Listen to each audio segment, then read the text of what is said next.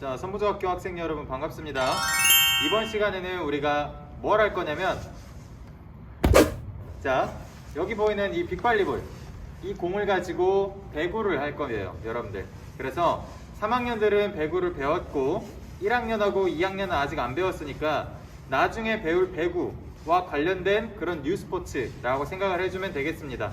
3학년들은 배웠으니까 그냥 배구를 조금 더 쉽게 변형한 새로운 게임이라고 생각을 하시면 될 것 같아요. 자, 그래서 이 빅발리볼은 개발한 이유가 뭐냐면 배구가 좀 어렵기도 하고요, 또 많이 다치는 학생들이 많아서 조금 더 쉽고 안전하고 좀 재밌게 할 수 있는 방식으로 새롭게 고안이 된 그런 공입니다. 그래서 공을 보면 이렇게 아주 크고 천천히 떨어져요. 그래서 배구보다 훨씬 더 쉽고 재밌다라고 할 수가 있고요. 자, 그래서 오늘 선생님 네 분이서 간단하게 설명도 해주고 연습할 수 있는 방법 2가지에 대해서 안내를 하고 그 다음에 경기까지 한번 해보도록 하겠습니다. 자, 여러분들 배구 그리고 이 빅발리볼에서 가장 기본이 되는 언더핸드, 오버핸드, 리시브 자세에 대해서 설명을 해주도록 하겠습니다. 자, 언더핸드도 그렇고 오버핸드도 그렇고 기본은 뭐냐면 항상 내가 공보다 무게중심이 낮아야 됩니다. 왜냐면 나는 공을 위쪽으로 띄울 거예요.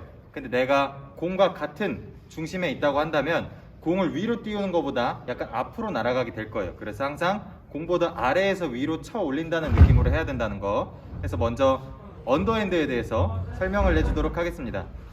자, 언더핸드 같은 경우에는 다리를 약간 어깨 너비 혹은 어깨 너비보다 좀 더 넓게 벌린 상태에서 다리가 편한 발이 앞으로 살짝 나오는 거는 상관이 없어요. 자, 이런 상태에서 무게중심을 낮춰주고요. 자, 그 다음에 팔을 뻗어줄 건데 이때 팔꿈치가 굽으면 안 돼요.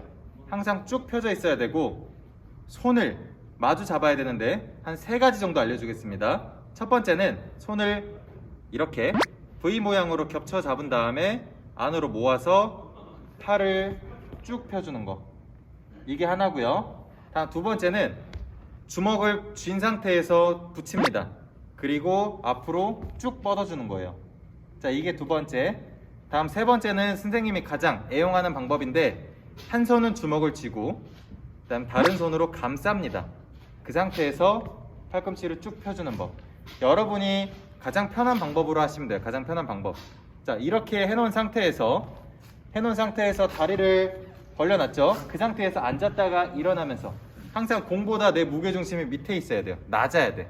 그 상황에서만 공을 아래에서 위로 쳐 올릴 수가 있는 거예요. 근데 손을 잡는 방법은 여러분들이 각자 편한 대로 하시면 됩니다. 자, 다음 2번째 오버핸드인데, 오버핸드는 이 빅발리볼 같은 경우에는 공이 굉장히 커요. 그래서 조금 어려울 수도 있지만 배구공이라고 가정을 하고 알려주겠습니다.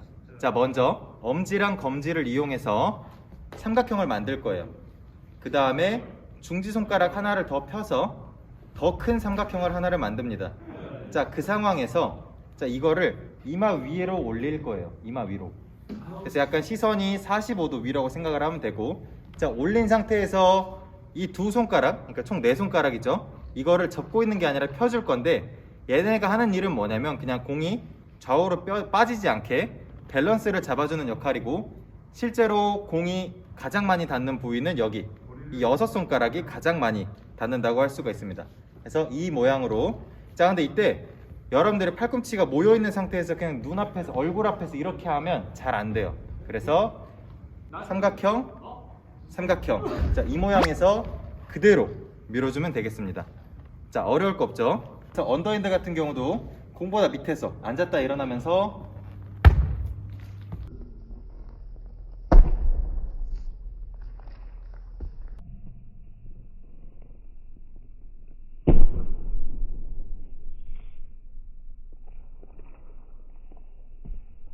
이런 식으로 쳐주면 되고요. 오버핸드 같은 경우도 자, 아까 말한 삼각형 만든 상태에서